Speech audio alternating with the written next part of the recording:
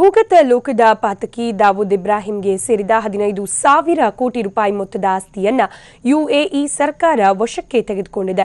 UAE ದೇಶದಲ್ಲಿ ದಾವೂದ್ ಇಬ್ರಾಹಿಂ ಅನೇಕ ಹೋಟೆಲ್ಗಳು, ಬೃಹತ್ ಕಂಪನಿಗಳಲ್ಲಿ ಷೇರುಗಳು ಸೇರಿದಂತೆ ಬೃಹತ್ ಪ್ರಮಾಣದ ಆಸ್ತಿಯನ್ನ ಹೊಂದಿದ್ದಾನೆ. ಅಧಿಕಾರಿಗಳು ಆತನ ಇತರೆ ಆಸ್ತಿಗಳನ್ನು ಕೂಡ ಸೀಸ್ ಮಾಡಿದ್ದಾರೆ ಅಂತ ಮೂಲಗಳು ತಿಳಿಸಿವೆ. ಇನ್ನು ಕಳೆದ ವರ್ಷ ಪ್ರಧಾನಮಂತ್ರಿ ನರೇಂದ್ರ ಮೋದಿ ರಾಷ್ಟ್ರೀಯ ಭದ್ರತಾ ಸಲಹೆಗಾರ ಅಜಿತ್ ದೋವಲ್ ಅವರೊಂದಿಗೆ ದುಬೈಗೆ ಭೇಟಿ ನೀಡಿದಾಗ ಯುಎಇ ಅಧಿಕಾರಿಗಳಿಗೆ ದಾವೂದ್ ಆಸ್ತಿಯ ವಿವರಗಳಿರುವ ಪಟ್ಟಿಯನ್ನ ನೀಡಲಾಗಿತ್ತು.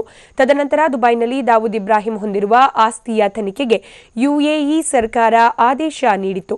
ಭೂಗತ ಪಾತಕಿ ದಾವೂದ್ ಇಬ್ರಾಹಿಂ ಮತ್ತು ಆತನ ಸಹಚರರ ಆಸ್ತಿ ಪಾಸ್ತಿಗಳನ್ನು ಮುಟ್ಟುಗೋಲು ಹಾಕಿಕೊಳ್ಳುವಂತೆ ಭಾರತ ಸರ್ಕಾರ ಯುಎಇ ಸರ್ಕಾರಕ್ಕೆ ಮನವಿ ಮಾಡಿತ್ತು.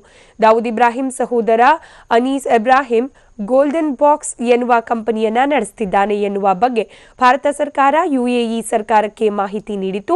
ದಾವೂದ್ ಇಬ್ರಾಹಿಂ ದುಬೈ ಹೊರತುಪಡಿಸಿ Morocco, Spain, UAE, Singapore, Thailand, Cyprus, ತುರ್ಕಿ, ಭಾರತ, ಪಾಕಿಸ್ತಾನ ಮತ್ತು ಯುನೈಟೆಡ್ ಕಿಂಗ್ಡಮ್ನಲ್ಲಿ ಹೂಡಿಕೆ ಮಾಡಿದ್ದಾನೆ ಅಂತ ಹೇಳಲಾಗ್ತಾ ಇದೆ.